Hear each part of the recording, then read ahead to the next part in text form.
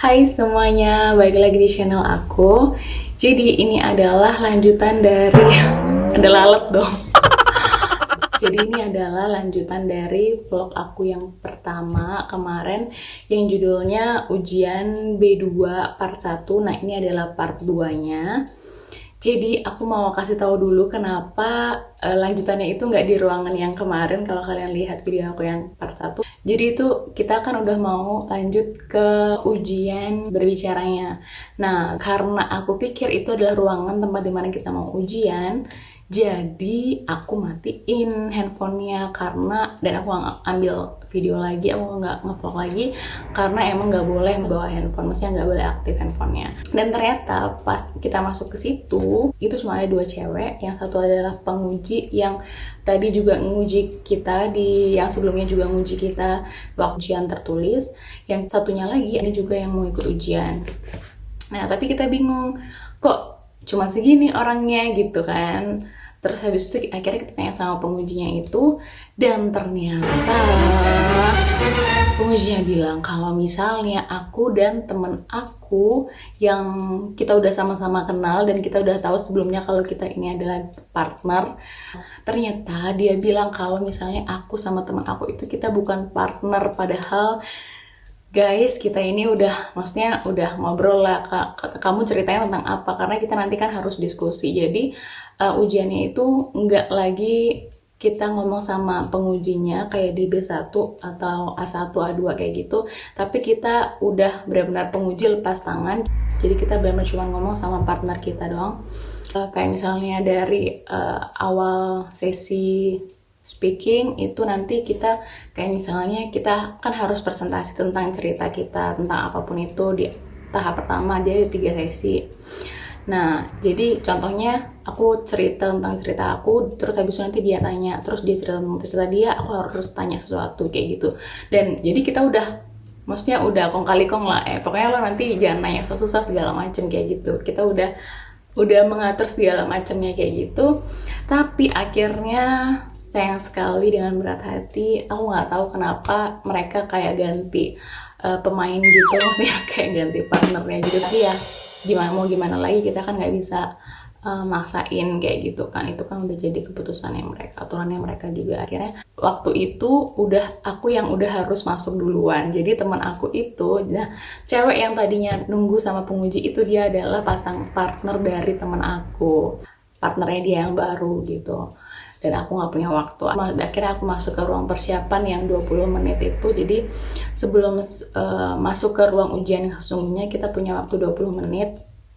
Dan di situ kita sama partner kita bakalan dikasih waktu buat mempersiapkan ujian bicara kita. Nah, itu kita dikasih soal bicaranya itu. Kok pakai soal? Nah, soalnya ada 3 sesi. Dan yang pertama itu presentasi tentang temanya itu bebas apapun, tapi temanya yang udah dikasih tahu gitu. Oh, temanya ada musik, ada jalan-jalan, liburan, film, segala macam. Nah, kita boleh milih salah satu dan kita boleh persiapkan itu dari rumah. Yang kedua adalah kita dikasih teks tentang suatu tema dan kita baca dan kita diskusi tentang itu. Nah, yang ketiga kita planning tentang sesuatu rencana. Tapi planningnya ini nggak sesimpel B1 yang oke, kita mau kemana, di mana, kapan, sama siapa, udah gitu.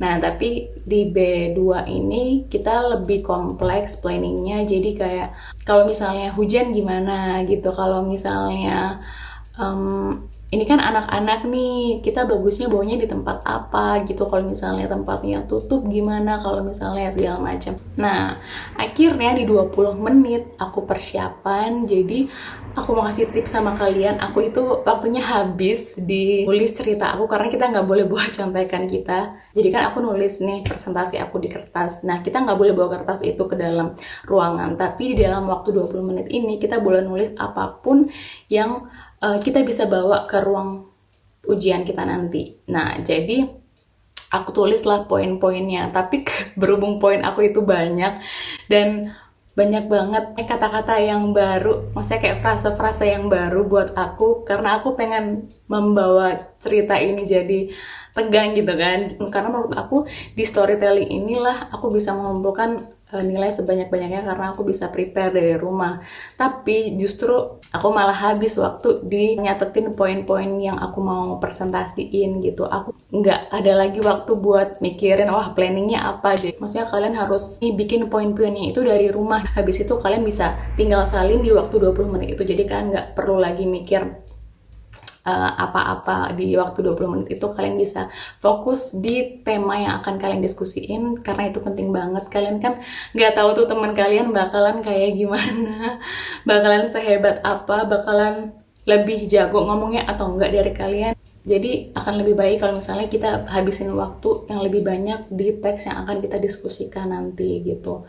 Jadi mungkin kita garisin apa yang kita nggak tahu, terus habis itu poin-poin yang mungkin akan kita angkat di situ gitu. Terus habis itu di planning yang ketiga kita juga bisa pikirin tuh di selama waktu 20 menit persiapan itu kita bisa pikirin apa aja sih planning-planning yang bisa kita usulin ke teman kita gitu. Nah kalau nggak, planning B-nya apa. Jadi udah nggak ada waktu lagi tuh di saat ujiannya itu, karena emang cuman sebentar banget waktunya, nggak akan kerasa. Tapi puji Tuhan waktu kemarin aku ujian itu aku dapet partner yang bener-bener dia itu udah lancar banget, memang bahasa Jermannya gila, arahnya itu udah kayak cas cis cus, maksudnya dia jelas banget, pronunciation-nya juga jelas, terus grammaticalnya juga oke banget gitu, teruntuk banget. Jadi aku juga semakin pede dan termotivasi, oke, gue juga bisa nih kayak gitu. Jadi kemarin tuh bener-bener yang waktu diskusi sama planning aku udah nggak ngerti lagi karena aku nggak prepare. Jadi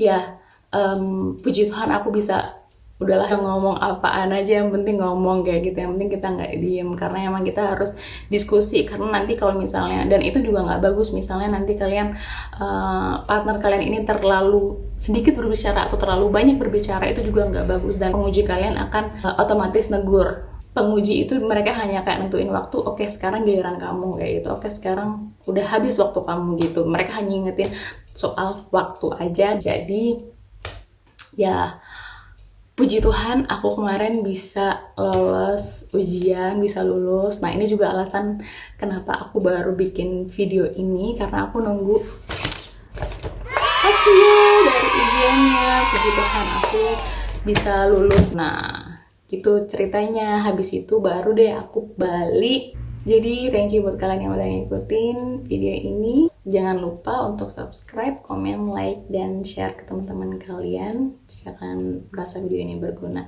Ya.